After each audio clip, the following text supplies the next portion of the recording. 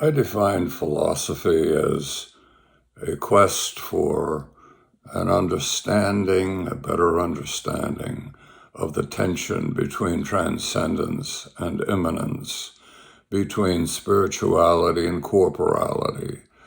And seen this way, I would say that the philosophical quest found a high point, at least so far, in German idealism, that the quest for this understanding of the tension between transcendence and immanence was given expression through Herder and then through Kant and Fichte, and found its fullest kind of expression, its deepest grasp in the writings of Friedrich Wilhelm Joseph Schelling. Schelling lived during this first part of the first half of the 19th century, and his thought is extraordinary, and found his ultimate expression of this tension between transcendence and immanence in the figure of Clara. Clara was a mythological woman in Schelling's writing, and this mythological woman was someone who was fed by a priest. The priest fed her spirituality, and by a doctor. The doctor fed her corporality and wisdom of science. But she put the opposites together. She was the one, the person, who had a name. The priest had no name. The doctor had no name. But she, the synthesist, had a name, and it was Clara. And she put the opposites together. This Clara, who was she? Was she a real woman? Well, in a sense, she must have been, because she was perhaps Caroline, and Caroline was the wife of a friend of Schelling, the wife of August Schlegel. Then later she became Schelling's wife. So she was someone who was unattainable at first, seemed to be attained, seemed to be part of his whole life, but she died, and she became a transcendental figure, calling him through life and beyond it, through death and beyond it. So this Clara, in a sense, represents the peak of German idealism and the peak of our search for a transcendental, immanent synthesis, a peak that is the highest attained so far. Of course, we're called to transcend that peak, but we haven't done it yet. And we ought to kind of look back at the achievements of these people 200 years ago, because what they achieved can be very helpful to us transcending it. At this outset, we're going to not just look at the myth of Clara, we're going to consider why it is of such great importance. I mean, what is the importance of opposites, of clashes between opposites, of value conflicts, and of resolutions of value conflicts? Is it of any importance to consider today the tension between the Palestinians and the Israelis? Is it of any value to consider the tension between the Russians and the Ukrainians? Is it of any value to consider the tensions between blacks and whites, between men and women? Actually, opposites, in a sense, define reality. They're everywhere we look. And it's in our success or failure to deal with opposites that we find the meaning of life. But what does success mean? In religion, there are two ideas about success in resolution between opposites. In the book of Genesis, there is the entrance of the Jews into the land of the Canaanites, and the Jews are commanded by God to destroy these Canaanites, men and women and children, the goats, the cows, everything, to be destroyed. That's the way to resolve a tension between opposites. And today, that seems to be the preferred way of America, the preferred way of Israel with respect to the Palestinian conflict. What is the religious answer to a value conflict? There's a second kind of resolution of value conflicts, and that is the kind of resolution suggested by Schelling.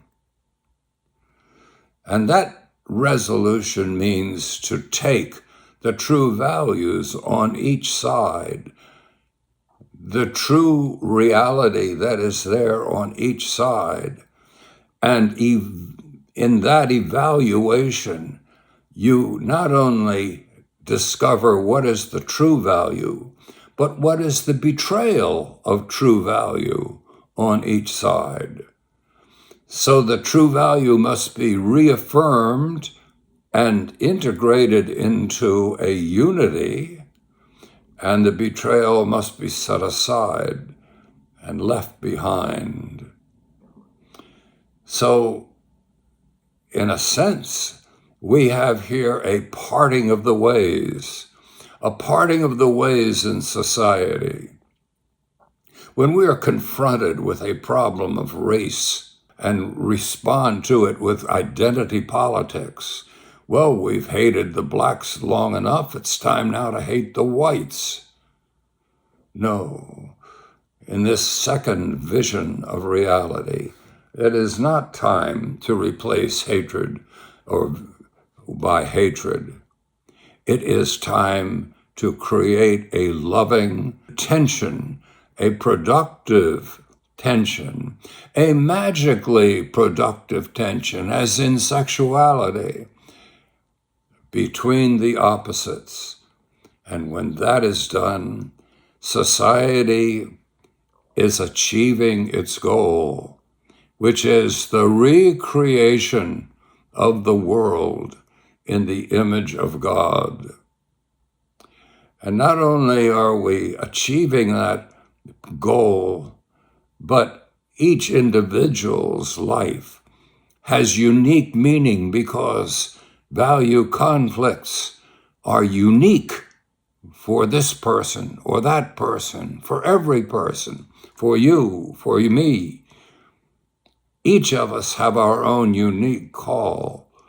And so, Clara, the synthesis, Clara, the symbol of love, the symbol of a joint triumph of the true values on each side of a value conflict. Clara comes clear for each of us. And this is our goal.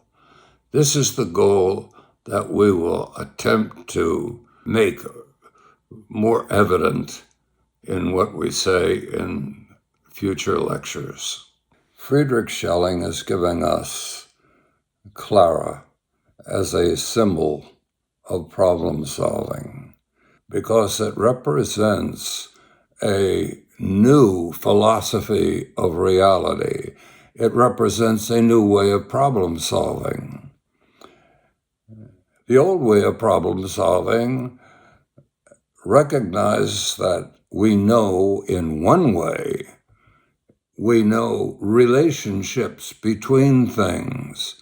We know facts about things. We know and can know a lot about reality as we know facts about reality. But we don't know reality completely through facts about it. So that what Schelling is saying is that, in a sense, those thinkers who think that they know reality by facts about it are mistaken, and that those people who seek the fullness of life by mastering facts about reality are mistaken. Because facts are simply affirmations of relationships between things, between ideas. But the experience of the thing itself is not included in that affirmation. And indeed, we do experience the thing itself.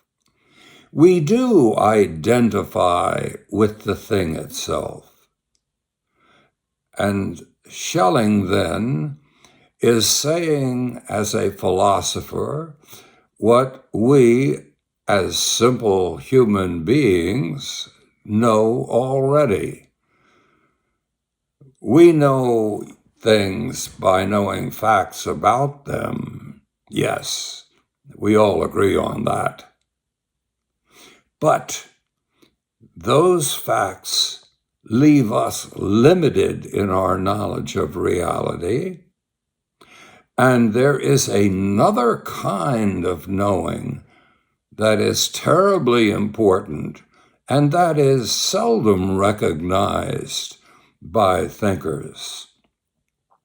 In fact, the thinking of Plato, the thinking of Aquinas, the thinking of Leibniz, the thinking of Hegel, the thinking of Karl Marx, all give expression to a fact knowing of society, but are silent about this transcendental orientation that we have in identifying with reality itself.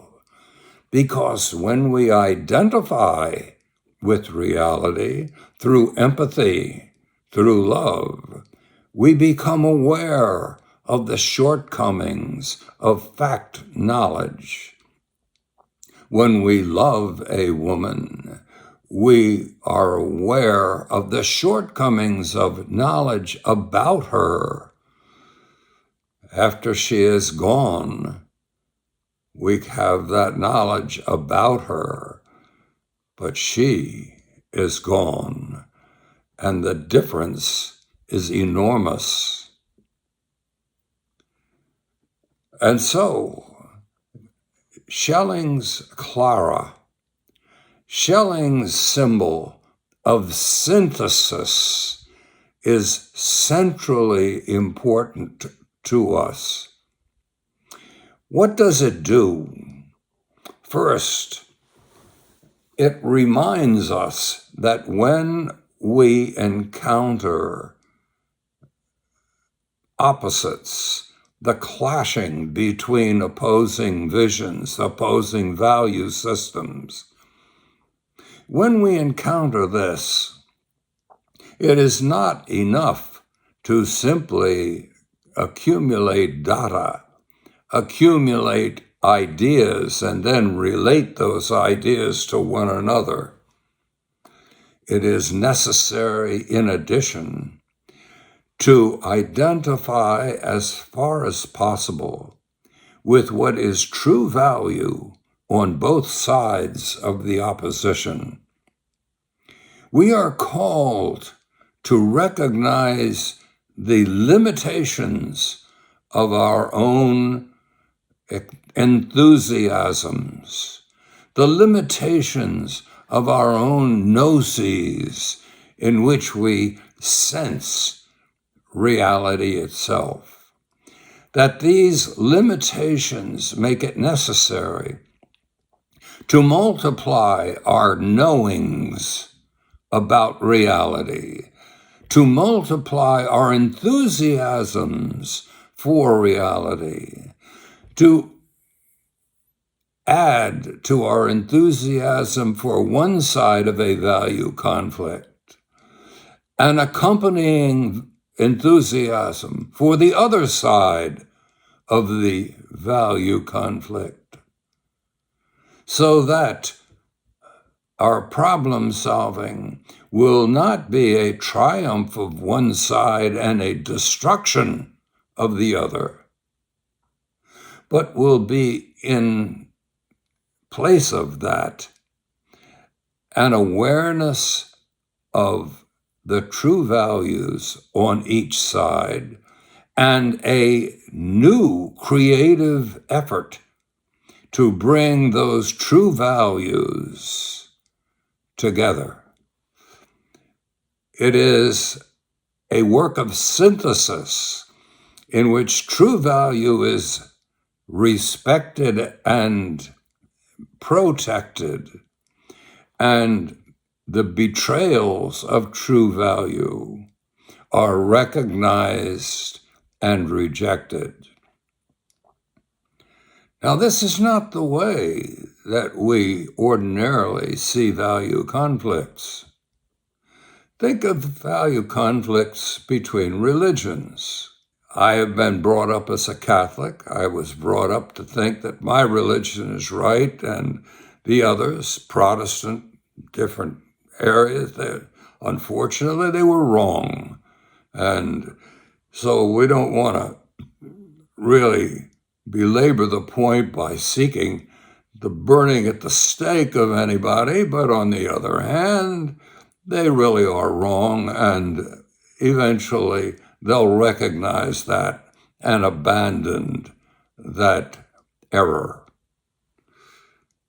But this is not Clara. This is not synthesis. What is synthesis is that the Catholic would recognize not only the true value in his Catholicism, but would recognize the betrayals of true value in his Catholicism, would recognize not only the betrayals in his Protestant or Jewish friend, but would recognize the true value in his Protestant or Jewish friend. This applies, of course, to Islam. It applies to Buddhism. It applies everywhere because value conflicts are everywhere. It applies to all religious conflict, and to all racial conflicts, all national conflicts, all sexual conflicts, all conflicts. So therefore, what we seek is Clara. What we seek is synthesis. What we seek is first an awakening beyond the first Gnostic enthusiasm. We seek to bring opposites together in productive tension. That is the way that we renovate our world, that we reconstruct our world and make that world truly the kingdom of God. Clara is Schelling's imaginative expression of the divine Sophia. Clara is, yes, a real woman. She's also a symbol of all women, a symbol of wisdom, a symbol of what guides us in our ascent towards the divine. So now let's take a look at what reality is for Clara. Reality is a tension between two worlds. One of those worlds is transcendence. The other of the worlds is immanence. We live with a foot in one world and another foot in the other. And we are constantly attempting to navigate through this tension, and to respond by an ascent towards transcendence. So now Clara is then something quite different from the kind of problem solving that our society has been used to. Western civilization has thought about problem solving in terms of fact mastery.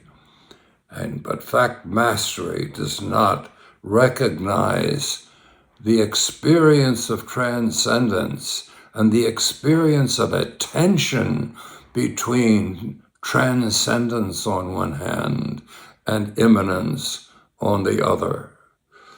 It was Kant who emphasized the importance of transcendence in the human adventure, but it was Schelling who gave us an idea of what this means for problem solving, perhaps the best understanding we have of problem solving to date.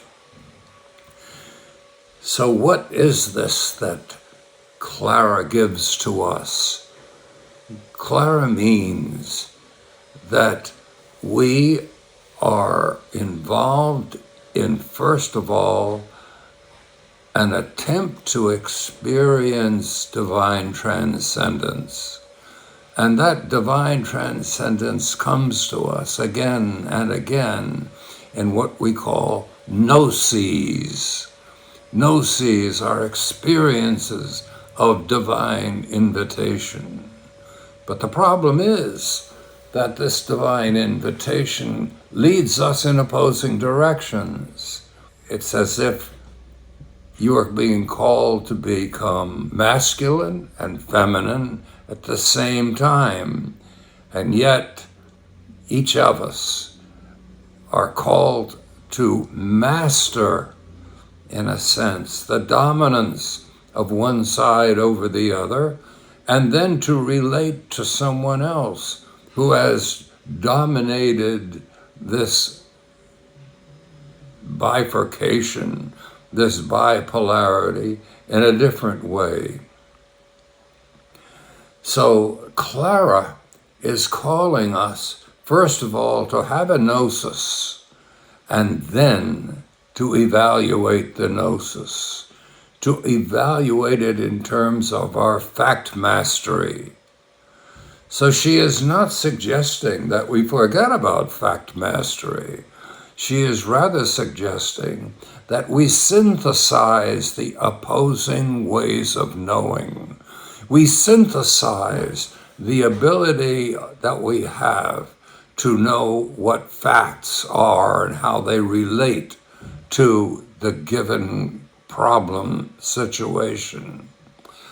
But we know also in a different way, and that is by experiencing the orientation in the problem situation, the orientation that it has to transcendence. And that will be often enough, without a great deal of balance, will be called in one direction or the other.